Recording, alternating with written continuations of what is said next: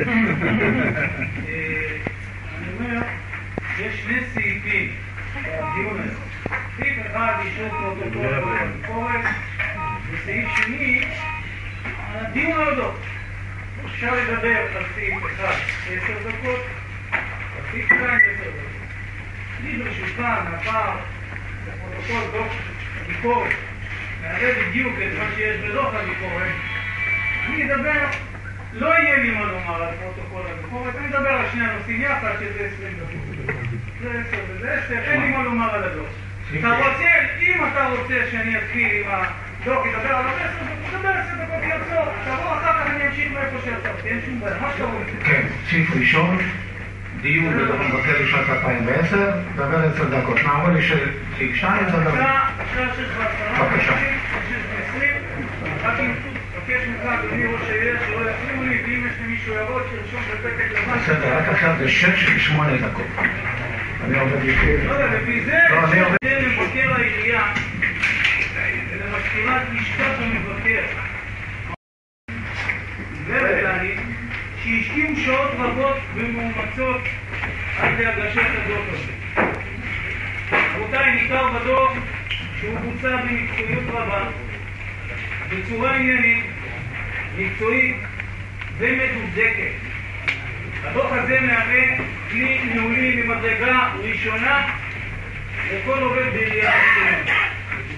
אני מודה שבעתיים על המאמץ של מבקר העירייה, מאחר והוא מטפל גם בפניות הציבור, מטלה המשפיעה רבות על היקף הביקורת. אני מקווה גם שהגיע הזמן, היה איזה מכרז על הממונה על תלונות הציבור, אנשים ניגשו, העלו, מחכים כבר מספר חודשים לבחור את המאומץ. על כך נדון בימים הקרובים, אני מתייחס לזאת, חבל שהוא כבר לא מוכרים את המאומץ. כן, מבקר העירייה באמת ישר כוח גדול, ולצפתו שיוצא מזכירת מבקר, לשכת המבקר, ישר כוח. רבותיי, יש פה דוח, להערכתי, חמור ביותר. ואני אקריא מן הדף, תמצית הדוח בכל נושא ונושא, ועליו צריך לתת הדעת. הנושא הראשון זה הסעות תלמידים. רבותיי, העירייה גבתה שלא לצורך מהורים מאות אלפי שקלים עבור הסעות תלמידים. אני רוצה לפרט. חוזר מנכ"ל משרד החינוך קובע כי המדינה תשתתף במימון הסעות לתלמידים ברשויות הזכאיות לכך, ובכללן העיר אשקלון. עיריית אשקלון נמצאת זכאית למימון הסעות. וכל זאת בתנאי שהרשות בוודאי מעמידה תקציב גמיל למימון הסעות. אם משרד החינוך נותן 1,000 שקלים עבור הסעות, העירייה צריכה לתת 1,000 שקלים עבור הסעות ולעזור לכם כהורי תלמידים במימון ההסעות והובלת ילדיכם לבתי הספר. המבקר ביקש לבדוק לעומק עיריית אשקלון במשך 3 שנים לא טרחה להפריש את הכספים שהיא מחויבת עבור מימון הסעות לתלמידים, ותחת זאת גבתה מהורים מאות אלפי שקלים עבור הסעות.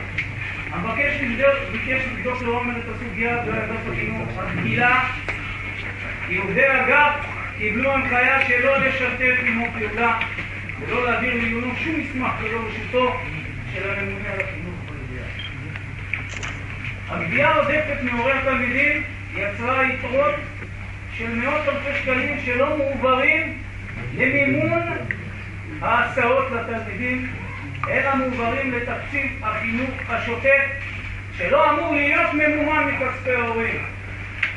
כך כסף מההורים, קיבלו כסף מהמדינה, והכסף הזה שקיבלו מהמדינה לא שלי, ההורים לא ישלמו יותר הסעות. לקחתם להם במשך 3 שנים בצורה לא חוקית הסעות. וזה אני אומר לכם, תעצרו את זה. אדוני ראש העירייה, קבל פה החלטה, תאמין לי, נתמוך בך כולנו. זה 11 מיליון שקל. תגיד, עד שמסברים את זה, 2 שנת 2012 ההורים לא משלמים הסעות. תקלו עליהם, אנחנו במקום 72, איפה שרע, בכל הכפרים הבדואים שם, בהוצאות עבור חינוך. 11 מיליון שקל זה כלום מחצי מיליארד. מימון 100%, זה מה שאני מבקש. מימון 100%, ואני אומר לך, ואני קורא לכם גם באמת, כל חברי המועצה, קודם כל, אורן שמע, אני באמת היום מצדיע לך.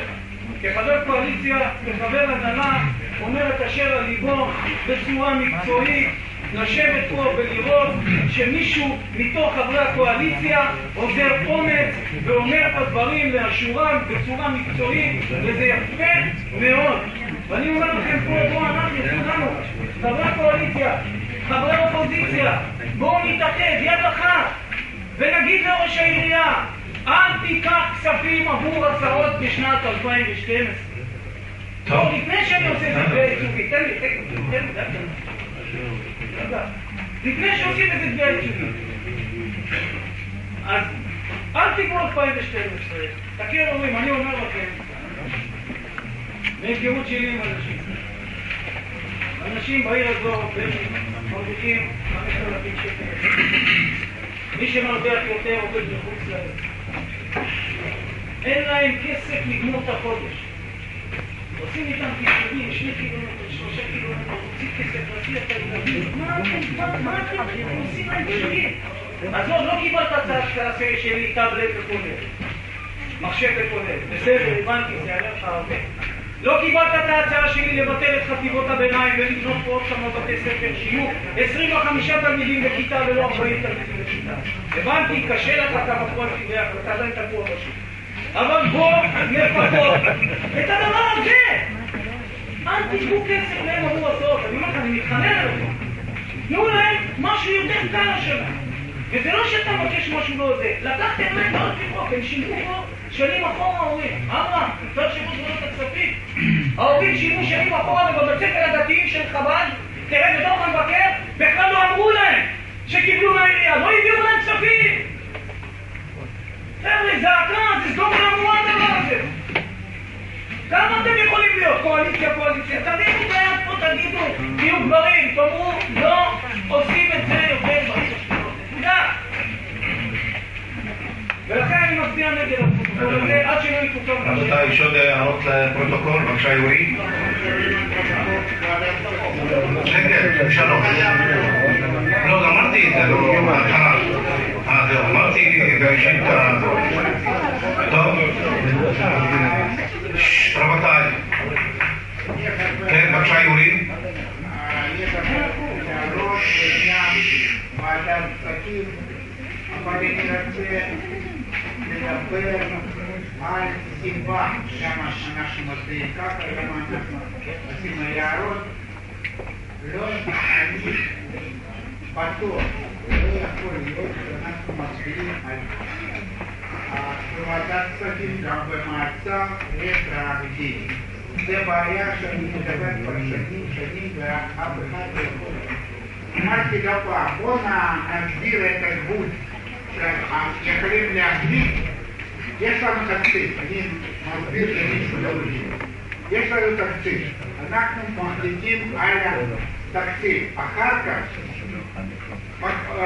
משנים משהו ונתנו אישור בוועדת כספים, בוועדת מועצת.